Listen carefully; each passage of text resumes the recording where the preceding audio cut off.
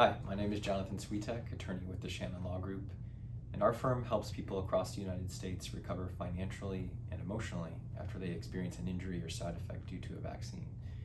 And we do this by pursuing compensation on their behalf in the Vaccine Injury Compensation Program. When you get a flu shot, it's normal to maybe feel a little bit tired, maybe a little feverish for a couple of days, and then those feelings dissipate and go away.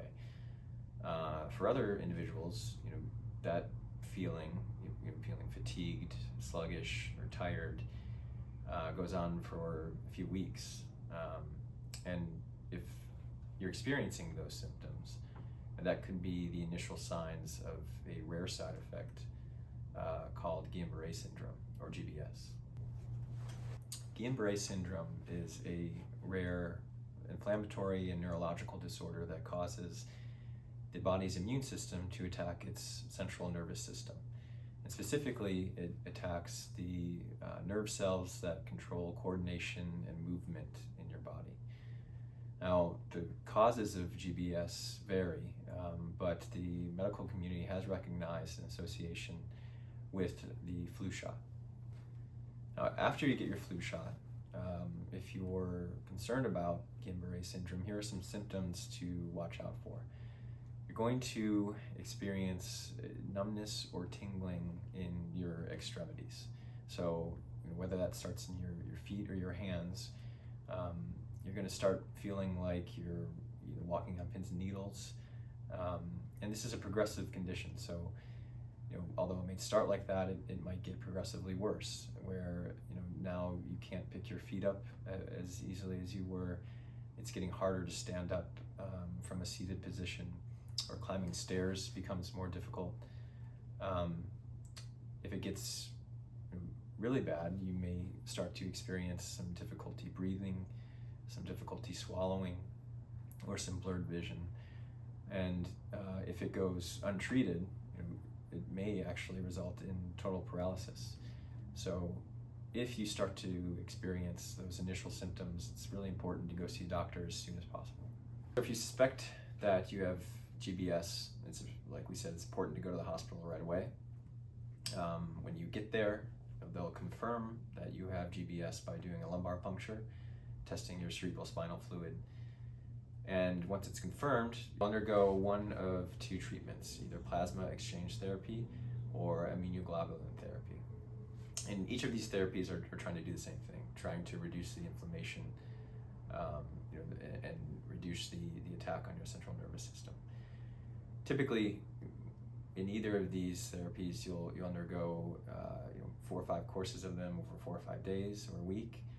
Once that course of treatment is done, that's when the real work starts. That's when you'll be referred out for physical, occupational, and certain times speech therapy. And this is the long road to recovery, where you're going to relearn how to stand, how to walk, how to use your extremities, and how to regain your independence. Depending on the severity of your symptoms, the course of your treatment, full recovery from Guillain-Barre syndrome can vary from 6 months to a year, but most people will make a full recovery. There are some individuals who may experience some residual deficits, some residual pain or some residual weakness. They may not move as well as they did before the flu shot. And for those individuals, unfortunately, that is likely a permanent condition. If you have experienced Guillain-Barre syndrome and you believe that it's related to a flu shot, you do have some legal options. You can pursue compensation through the Vaccine Injury Compensation Program. And that's what we do. We file petitions for people who've experienced this injury after a flu shot.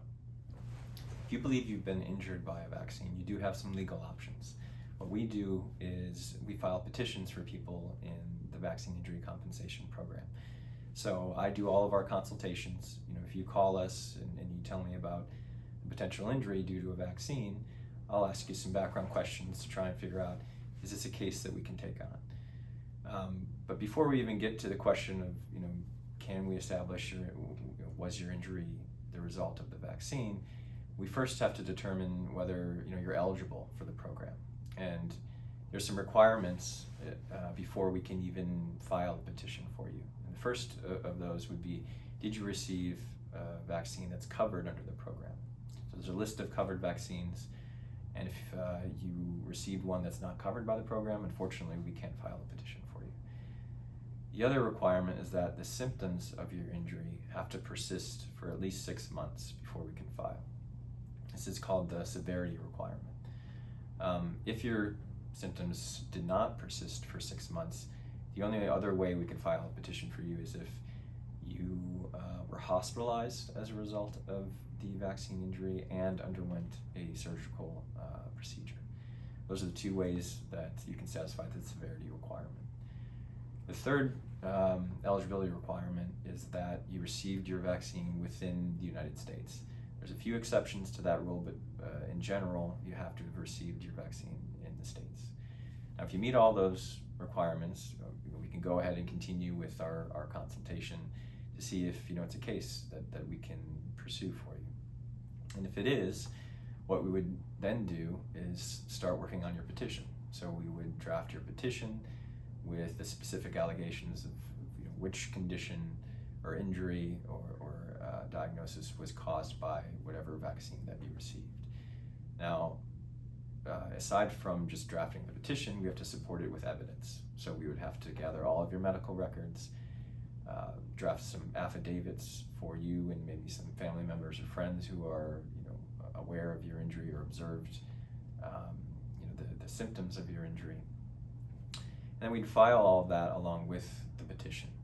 Once everything that we consider to be supportive of your case has been filed, the government will then begin its review. So somebody from the Department of Health and Human Services will be assigned to review your case, review the evidence, and then come to a determination.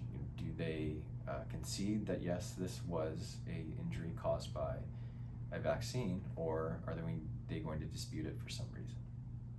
Now, if they dispute the case for a particular reason, doesn't mean that you've lost. It just means that we go in front of a judge and we have to prove it. We have to advocate on your behalf and try and convince the judge that your injury was caused by the vaccine. Now, if we're either successful in doing that or the government concedes that this was a vaccine injury, the next phase of the program is the damages phase, where we determine what compensation you're entitled to. So in general, there are 3 types of compensation. There's out-of-pocket medical expenses, so anything not covered by insurance, co-pays, payments towards a deductible, maybe some medical equipment that wasn't covered or over-the-counter medication, things like that, you can get reimbursed for. If you're out of work because of this injury, any lost earnings, income, wages can be reimbursed through this program. And then finally, there's pain and suffering damages as well. So the pain that you were in during this injury, the impact that it had on your daily life, your activities, your hobbies, all of that goes into determining what your pain and suffering was. And for each of these categories of damages, there's also the potential for future compensation. So if we come to the point where we're going to resolve your case, or the judge is going to enter an award of compensation, if you're still dealing with the effects of the injury, the court can consider future compensation as well. So how would you navigate this program? The best way is to hire an attorney. And the reason why it's the best way is because it's free. You don't pay anything to hire an attorney, and you're not going to pay them anything at the end of your case either. There's no contingency fee, there's no retainer, there's no bills. It's completely free to hire an attorney.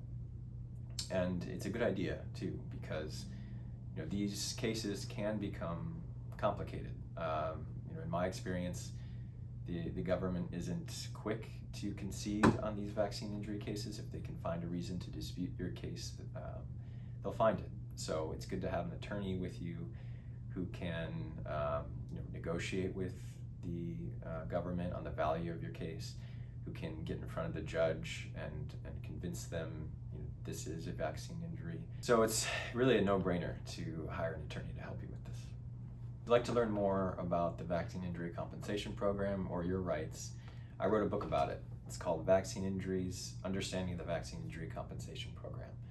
You can get yourself a free copy of this book by texting VICP to 312-847-2428, and we'll ship you a free copy.